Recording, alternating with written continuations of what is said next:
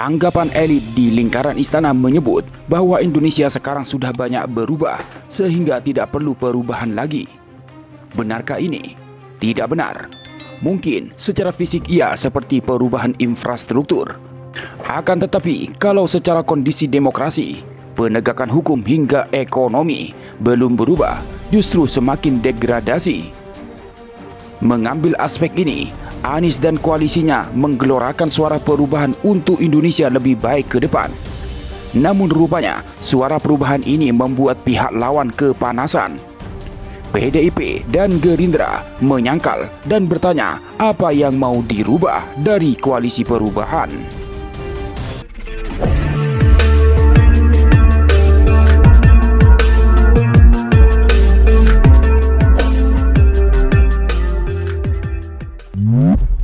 Bakal calon presiden atau baca pres usungan Partai Nasdem Anies Rashid Baswedan telah melakukan beberapa safari politik ke beberapa provinsi dan tempat. Dan yang terakhir adalah Provinsi Kalimantan Selatan. Di depan ribuan relawan dan simpatisan, Anies menyuarakan perubahan untuk Indonesia pada pemilu 2024 mendatang. Suara perubahan ini disampaikan oleh Anies saat menghadiri tamu akbar dengan relawan, simpatisan dan masyarakat di lapangan Barakat Martapura.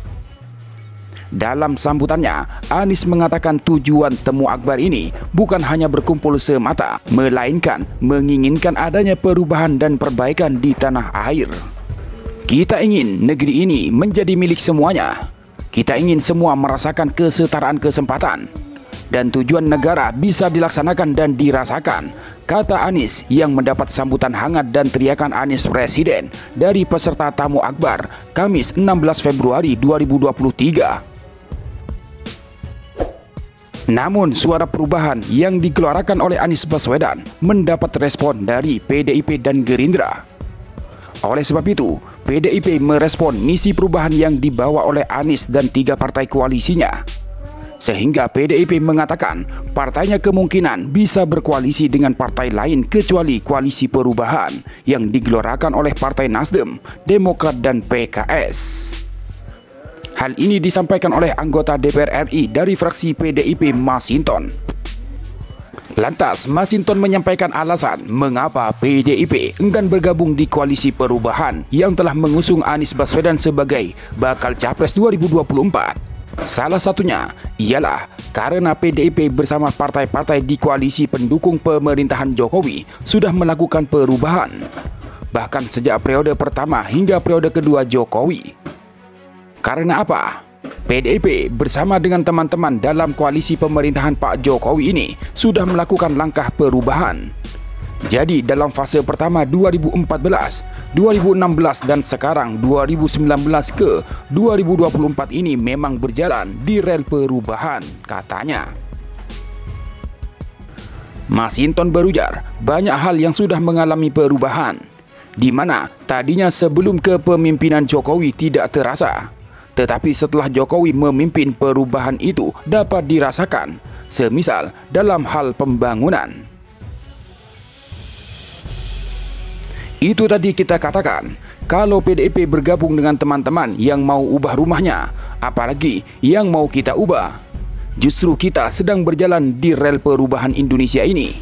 Dan kita akan sempurnakan langkah-langkah perubahan ini terus-menerus sampai target kita ke 2024 sebagai Indonesia Emas itu, kata Masinton.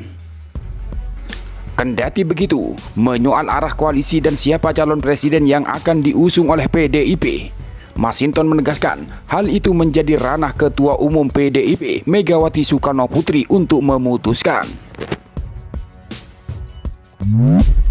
Sementara itu, mantan politikus Partai Demokrat dan yang saat ini menjadi politikus Partai Gerindra, Ferdinand Huta Heian kembali mengkritik Anies Baswedan soal koalisi perubahan. Ia mengatakan, Anies ini keliling-keliling negara menawarkan perubahan apa sih? Konsep perubahan seperti apa? Apakah akan merubah negara Pancasila jadi negara khilafah? Kata Ferdinand dalam video yang diunggah di akun Twitternya Kamis 16 Februari 2023. Bicara kesana kesini, keliling Indonesia, seolah faham dan mengerti masalah negara. Lah wong jadi gubernur 5 tahun kamu gak ngerti masalah Jakarta, cerocos Ferdinand. Jangan harap dapat lotre tiba-tiba jadi presiden. Jangan mimpi nis, tegas mantan narapidana ini. Sementara sebelumnya, pada tahun 2022 yang lalu, Partai Keadilan Sejahtera atau PKS menyampaikan sejumlah catatan kepada pemerintahan Jokowi Ma'ruf Amin. Catatan terhadap Jokowi Ma'ruf Amin ini disampaikan oleh juru bicara PKS M. Khalid. Dia awalnya menyampaikan catatan atas indeks demokrasi Indonesia yang semakin menurun. Masalah demokrasi yang semakin mundur. Indeks demokrasi kita semakin menurun. Bahkan banyak ilmuwan politik di luar negeri menyebut demokrasi di Indonesia sudah mengalami regresi. Alih-alih konsolidasi, kata Khalid seperti dalam keterangannya pada Kamis 20 November 2022 lalu. Kemudian, PKS juga menyoroti penegakan hukum hingga pemberantasan korupsi di era Jokowi Ma'ruf Amin. Khalid lalu menyinggung kasus Sambo hingga tragedi Kanjuruhan yang terjadi beberapa saat lalu. Agenda pemberantasan korupsi juga setback. Revisi UU KPK, TWK KPK menunjukkan bahwa agenda pemberantasan korupsi menjadi kehilangan arah. Banyak diskon hukuman atas tindak pidana korupsi menciderai rasa keadilan. Penegakan hukum dan perlindungan HAM, kasus KM50, Sambo, judi online, TM, dan tragedi Kanjuruhan, betapa pentingnya reformasi Polri sebagai tulang punggung penegakan hukum, ucapnya. Lebih lanjut, PKS juga menyoroti buruknya kualitas legislasi. Dia menyebut, di era Jokowi Ma'ruf Amin ada banyak produk aturan atau undang-undang yang berakhir digugat di Mahkamah Konstitusi atau MK. Persoalan terakhir yang disorot Khalid, yakni masalah ekonomi. Selanjutnya, lanjut dia, disormani sosial pasca Pilpres 2019.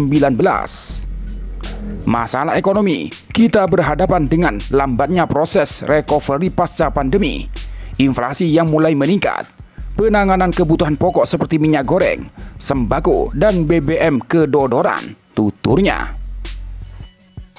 Disharmoni sosial pasca Pilpres masih belum membaik. Pembelahan sosial juga masih terjadi karena narasi sentimen kelompok yang digaungkan oleh para buzzer. Lanjut dia. Jangan sampai sebagian makmur, sebagian tertinggal, sebagian maju, sebagian terbelakang, sebagian terdidik, sebagian tertinggal. Kita ingin semua dapat kesetaraan kesempatan. Setuju? Karena itulah kita berkumpul di sini. Bapak, Ibu, saudara sekalian.